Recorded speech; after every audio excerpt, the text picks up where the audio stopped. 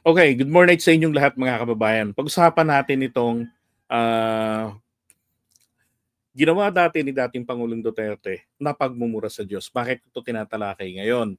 Kasi napakaraming mga DDS, no? Na sinasabi nila na ito daw po ay isang pagbibiro lang. Sabi rin naman ng iba, hindi naman totoong Diyos ang kanyang minura. Hindi si Yahweh, hindi si Jehovah. Oh, hindi po siya ang kanyang minura. Kundi yung mga false god. So ako, nung ako'y nakasupport sa kanya, sabi ko nga po sa inyo, pag sumuporta ka kay Duterte, unang mawawala talaga sa'yo, magdedesisyon ka, nakalimutan ang facts. Ganon. Maipagtanggol lang siya. So, ganon din ang aking paliwanag nung una. Hindi, mga false god naman ang tinutukoy dyan ni Tatay Digong eh. No. Meron akong isang napanood na isang dating DDS na babae na na-share ko nga dyan sa wall ko na ito napanood niya. So, nireview ko yung recording. Anak ng putya. Tignan niyo ho kung sino yung minura ni Digong. At ito rin, ito po, wala pong ibang dahilan kung bakit yung mga strategy ni Duterte ay hindi po gumana. At ang ending nito, kung kailan siya matanda, mahina, nandun siya nakakulong. Di ba? Talagang grabe ang nangyari sa kanya. Sipin mo, nakakulong ka, napakalayo pang lugar. Di ba? Kabit mo, hindi makadalaw. Oh, yung asawa mo, pahirapan na madalaw kayo, dalang layo. Yung mga supporters mo, nagmumukhang mga siraang tuktok. Di ba? Paulit-ulit doon, lolokohin pa yung sarili. Nakausap ko na yung mga nasa loob. Palalayain na si Tatay Digong. Pinaglalaruan na lang tuloy siya ngayon. Ginagawa siyang katatawanan. Di ba? Naalala ko yung panahon no sa Biblia yung binabanggit po, si Haring Nebuchadnezzar. Tawag ko dyan nung una, King Dinosaur. Ano ba nangyari sa kanya? Di ba ganyan din? Inalisan siya ng Diyos ng katinuan ng pag-iisip. At naging palaboy siya. Di ba? Si Nabucodonosor, pinalitan siya ng kanyang anak. 7 years yata yun. Ganun ho kasi talaga kapag mismo yung dinidespise mo ang Diyos. Nako, ganun ang mangyayari. Ayaw mong unawain ang kanyang mga gawa. Kasi una mong hihingiin Lord, bigyan mo po ako ng pangunawa, hindi ko magets bakit ganito yung iyong ginawa. Then God will give you wisdom, 'di ba? In due time. Nung sa kanya, dinaan niyan lahat ng bagay sa pagpapatawa. Yeah, including si Francis, yung Pope Francis, 'di ba? Sabi, kay Pope, umuwi ka na putang ina ka. Ganun. Hello. Ba't hindi niya murahin si Manalo para pantay? 'Di ba? Ba't hindi niya murahin si Propeta Muhammad ng ginilitan pag hindi siya ginilitan ng ulo ng mga Muslim doon sa Mindanao? Para pantay. 'Di ba? So talagang lang si Digong loko-loko. Lahat ginagawa niya, daan niya sa pagbibiro, daanin niya sa kalokohan. My God, may mga hindi ho po pwedeng idinadaan. Hindi dinadaan sa pagbibiro, hindi lahat ng bagay. Sabi ang context ay creation. So ang Diyos talaga ang minura niya, hindi false God. Tama. Eto. Tapos si Eve, ginising si Adam, siguro katatapos lang, kumain ka rin. So kinain ni Adam. Then malice was born.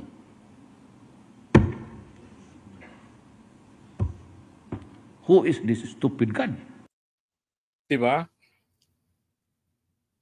Isipin mo kasi kung tutusin, tignan mo nga naman, nilikha ng Diyos si Adan, diba? Tsaka si Eva, na tawag dito, walang malis sa kanilang isipan, sa kanilang puso. Diba? Ito yan paliwanag ko yan May nagtanong na rin sa akin noon yan dito dati, maging sa mga UPC. Sabi ko,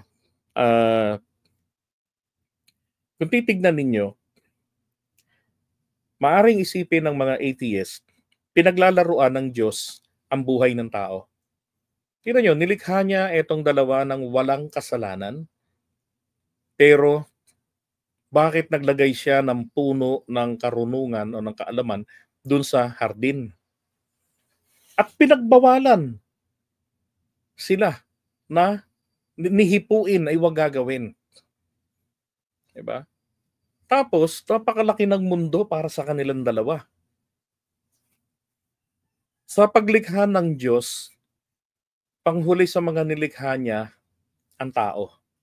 Ibig sabihin, yung mga dambuhalang hayop na nauna, di ba, sinasabi nga na 65 million years na nakalipas. So sabihin natin, ilang milyong taon nang nakalipas bago dumating sila Eva at Adan. So wala na yung mga dinosaur na yon. So maayos na yung mundo. Pero dadalawa lang ang tao. Di ba?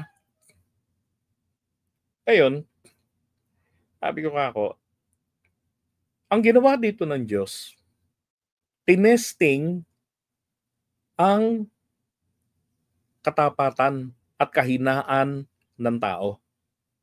Itong si Eva at si Adan. Unang-unang natukso ay etong si Eva. Diba? Sabi nila, dapat nga magpasalamat pa rin tayo sa ahas. Bakit? Kasi kung hindi dahil sa ahas, hindi tayo dadami. Oh, sabi ko mali.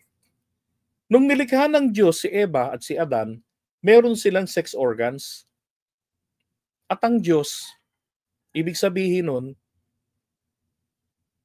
isang beses lang siyang lumikha ng tao mula sa alabok.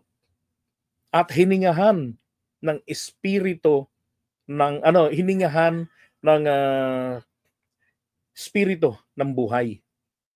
'Di ba?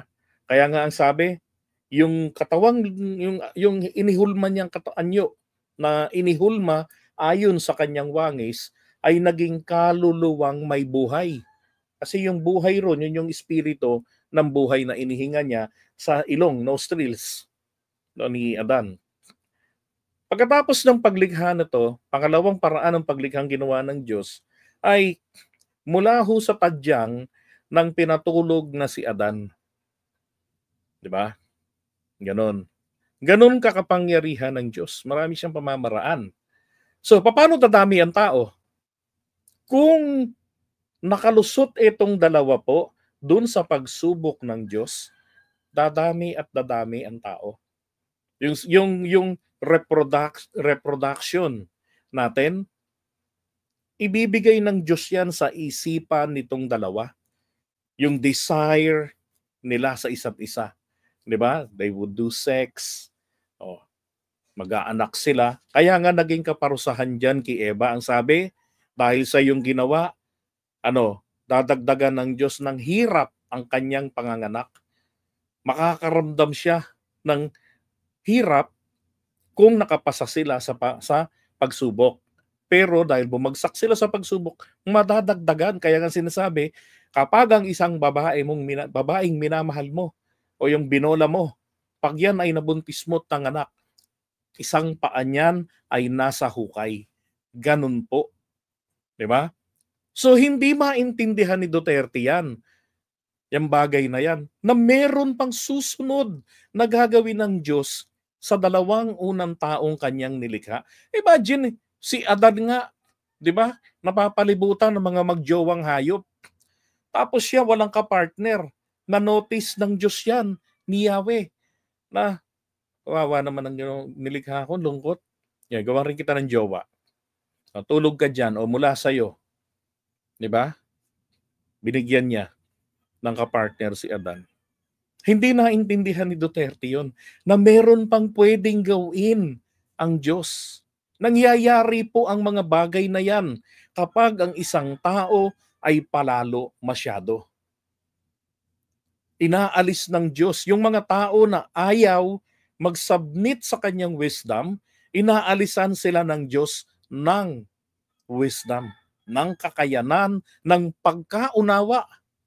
Nasa Biblia ho yan. Kaya wag ho tayong magtaka na bakit parang merong mga pastor na antitigas ng kokote. Ipinagpipilitan ito. 'Di ba? Na si ganito ay ganito. Tapos yung Diyos ay ganito lang ang kanyang kalagayan. At ang tigas ng ulo nito, yun po yun. Yung mga hindi nag-submit sa aral ng Biblia, bagkus nag-submit sila sa aral ng kanilang pinuno, sa aral ng tao. Yun ang nagiging problema. Nasa Biblia yan. Diba? So ngayon, eto, tingnan nyo ha. Stupido talaga itong putang kung ganun. Tinawag ng stupido, tinawag pang putang ina. Diba? This is blasphemy. You created something perfect, and then you think of an event that would tempt and destroy the quality of your work. Diba? So nagpapakita talaga ng kawalan na talaga ng ng talino. Marunong si Duterte. Madiskarte siya, abogado siya, naging piskal, 'di ba? Yung mga ganyang matataas na mga posisyon, madalas at madalas, yung mga tagumpay na nakuha nila sa buhay, hindi mangyayari yan kung hindi ipinahintulot sa kanya ng Diyos. Pero hindi niya po ito nagamit ng tama para mas ma-appreciate pa. Di ba sabi nga, hanapin mo ang kaluwalhatian ng Diyos. Kung meron kang di naiintindihan, di ba? Makukuha mo yan. Ibibigay niya sa iyo yan. Ako nga, pinanalangin ko lang, Diyos ko, gusto ko maging katulad ako ng taong ito na kayang magpaliwanag ng maayos, na maiintindihan. Dahil ako, ayoko nang yung paliwanag na naririnig ko. Yung nagpapaliwanag, hirap na hirap. Gusto ko lahat ng tao ganun. At kung ako dumating sa panahong magpapaliwanag, gusto ko po magawa ko ng madali ang pagpapaliwanag, madaling maiintindihan ng mga tao. That was the desire of my heart. Ganon. Tapos kaya natutuwa ako pag binababasa kong comments nyo, ang galing mo magpaliwanag. Ngayon ko lang yan naintindihan, binabasa ko yon. Bakit? Kasabay no, nagpapasalamat ang puso ko sa Diyos. Pero itong walang hiyan to, grabe no, minura na, dahil di niya naintindihan ang wisdom ng Diyos, ang diskarte ng Diyos, pinutang ina pa. Itinulad pa sa mga ordinaryong Pilipino na minumura-mura, tinatakot niya, pinagmumura. So, ina nyo, papatayin ko kayo. Ganon. Oh. How can you rationalize a God? Maniwala. Ikaw, maniwala ka? You know? Hindi, nabobo talaga siya rito. Na parang kumbaga, yung nagkaroon ng insanity. Naging Nabukadnezar eh. Kaya nga sabi ko, maniwala niyang. So hindi nga siya naniniwala, di ba? Kasi hindi niya magets ang talino ng Diyos. Ngayon. Pero anong ginagawa ng mga DDS? Hindi ba siya ang sinasamba? Tapos ayaw nilang mag-member sa KOJC. Ano ba talaga mga DDS? May sayad ba kayo talaga sa utak? Di ba? Oh, now, kung ikaw ay Katoliko na DDS, kung ikaw ay Kristiyano, born again, di ba? Miyembro ka ng Iglesia ni Cristo, ng Jehovah's Witness. Hindi, walang pakialamang Jehovah's Witnesses sa politics related na mga usapin eh. Di ba? Dapat naiintindihan mo to. Then hindi mo dapat sinusuportahan ang tao na nagmura sa Diyos. Ang niya, how can you rationalize? He was asking, he was actually looking for the rationale behind. Bakit ginawa ng Diyos yun na sinubok yung dalawa? Di ba?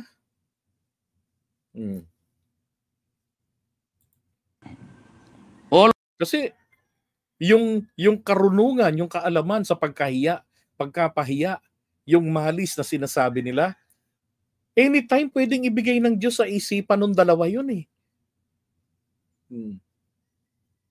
Biro mo, ganda ng ginawa ng Diyos na hardin.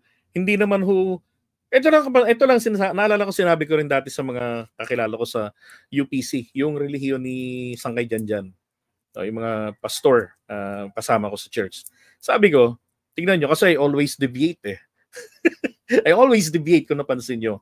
Sabi ko, pansinin nyo, nilikha ng Diyos ang mga hayop, may balahibo, wala, meron. Ang ibon may balahibo, meron. Bakit? proteksyon sa klima ng panahon. Ba't ang tao nilikha niya, walang damit? Wala rin balahibo. O, sa baba lang, sa kilay, sa buhok, yun lang ang balahibo nila. O, bakit? Anong plano ng Diyos sa dalawang yan? Mapulmonya ka ako? Diba? Ba't hindi na pulmonya? Because they were under the protection of the Lord. Sabi ko ng mga panahon na yan. Ang ganda ng hardin ng mundong nilikha ng Diyos. Ibig sabihin, magandang mga struktura ang makikreate mula sa isipan ng mga taong nilikha niya. Pararamihin niya sila. Yan ang hindi magets ni Duterte. What's the rationale behind that God tested these two people whom He created perfectly? Diba? Tapos sabi niya, gawa mo ng paraan para to destroy. Tignan yung nangyari kay Nebuchadnezzar. All of us are born with an original sin. Ang original sin, ano man yan? Was it the first kiss? O what was the seed? Bakit original? Nasa womb ka pa, may kasalanan ka na. Kasalanan naman kasi yan ng yung original sin na yan eh. Wala namang ganyan sa Biblia, yung original sin na minamana. Ito lang tignan nyo ha. Yung sinasabi rin ng mga born again, lalo mga UPC, yung United Pentecostal Church. Kapag ka namatay ka na hindi ka na born again, sa impyerno ka. Pagka na born again ka, nabautismuhan ka sa Espiritu at katotohanan, sabi, ligtas ka na. At dapat perfect ka na, di ka nagagawa ng kasalanan. Sabi, kako pa paano to? Uhaw na yung tao, walang pambili. Kumuha siya ng tubig, maliit lang, tig-10. Ininom niya, ninakaw niya yon. Tapos, nakonsensya siya ngayon na, shit, ninakaw ko to. Inatake tuloy sa puso. O sabihin natin na heat stroke. Bago pa makonsensya, ininom niya yon. Lalo lang siya nadali na matay. Saan ang punta ng tao? Impyerno? O sa paraiso ng Diyos, sabi ko. Diyan sagad sila. Impyerno. Para saan ang epekto ng sakripisyo ni Kristo? 'Di ba? Para sa kaligtasan ng mga tao, yun sa kasalanan. Paisahang paghahandog na. Hindi na tayo magkakatay ng mga baka at tupat para tubusin ang mga sarili natin sa galit ng Diyos dahil po sa kasalanang nagawa natin once and for all. Kaya nga ang bilin lang, pag na-born again ka, nabautismuhan ka na sa Espiritu at katotohanan, umiwas ka na sa paggawa ng kasalanan. Hindi sinabing hindi ka na magkakasala. 'Di ba? You can commit mistakes pero pakonsensya ka naman. Huwag mo nang ulit-ulitin. 'Di ba? Iwasan mo na nga, sabi nga eh. So, dito kay Duterte, hindi niya po yun nagigets. Yung doon sa mga IPC, pinapaliwanag ko sa kanila. Tingnan nyo na lang ako. Kung yan ang basihan ninyo, yung mga tribesmen na hindi nakaabot ng makabasa ng Biblia, hindi man lang nabalitaan na mayroong Kristo. Kamusta yung mga nangamatay na yan? Yung mga nauna pa kay Kristo? Paano yung mga yon? Saan ang punta nun? Walang purgatorio. Hindi totoo ang purgatorio sa Biblia. Walang purgatorio.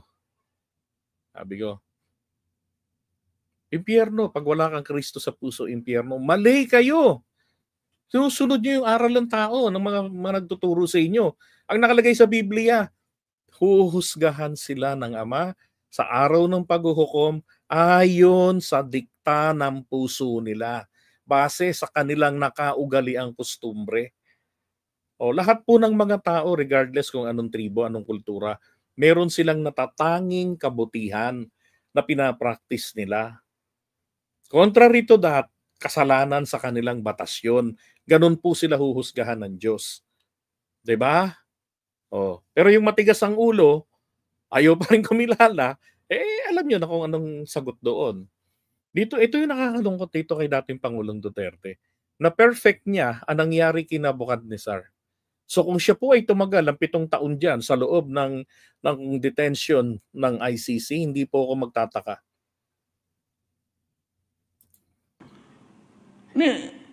Tsuk-tsak mo lang yung nanay pati tatay mo, wala ka bang kasali? Tapos ngayon, may original sin. Gago rin yung mga taong nanonood eh, no? Yun ang problema rin dyan eh. Palakpakan pa, nagmuram, palakpakan. Oh, sabihin nila, yan ang realistic shit. Diba? Tangin ng klase. Anong klaseng reliyon yan? Alam nyo, nung araw sa Biblia, ang nambabasto sa Diyos, binabato yan eh, on the spot eh. Dapat nga, binato yan eh. Yan ang hindi ko Death by stoning yan. matanggap.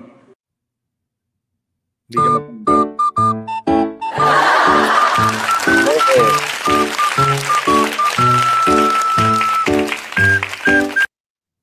Kulong ka tuloy. Ay, nako. Diba? Kaya hindi nakapagtatakang ganyan din ganyan ding mga tuwiran. Itong mga itong mga followers. And look at this. Sabi rito, in Jewish tradition, cursing or blaspheming the name of Yahweh, often translated as Jehovah in English, is considered a serious offense punishable by death. Yun nga, death by stoning yan. This is rooted in the third commandment, which prohibits God's name in vain. While the specific provision is against misusing the name, the concept extends beyond just cursing and including false oaths, false prophecy, and even actions that dishonor God's name, such as sacrificing children to Molech. And there is a more detailed breakdown, and sabi dito, third commandment, you shall not take the name of the Lord your God in vain, is interpreted as a prohibition against using God's name carelessly, irreverently, or falsely. Yung mga pagbibiro na gagamitin mo yung pangalan ng Diyos. Diba? Sana po kagaban ng Diyos, si Digong habang nakakulong, maisip niya ang Diyos na lumikha at bago siya mamatay ay makahingi siya ng forgiveness. Dapat po talaga. Kaya lang pagka pinarusahan ng Diyos, like in the case of Nebuchadnezzar, yung 7 years insanity, wala hong papasok sa isipan ng pagkakilala sa Diyos. Bakit? Yun po yung situation na ipinahihiya ka ng Diyos. Ganon kasi yung parusa. Swerte nga niya, di siya pinatay. Pwede siyang isang pagkakataon lang, isang pitik lang sa kanya. Di ba? Atake sa puso, stroke. Oh. Pwedeng ganun, tumawa lang siya. Pwede yung iba nga, di ba? Pagkatapos lang sumpain ang pangalan ng Diyos, doon sa entablado, namatay agad. Oh. Sa kanya, nakulong siya. Hirap pa ng inaabot niya.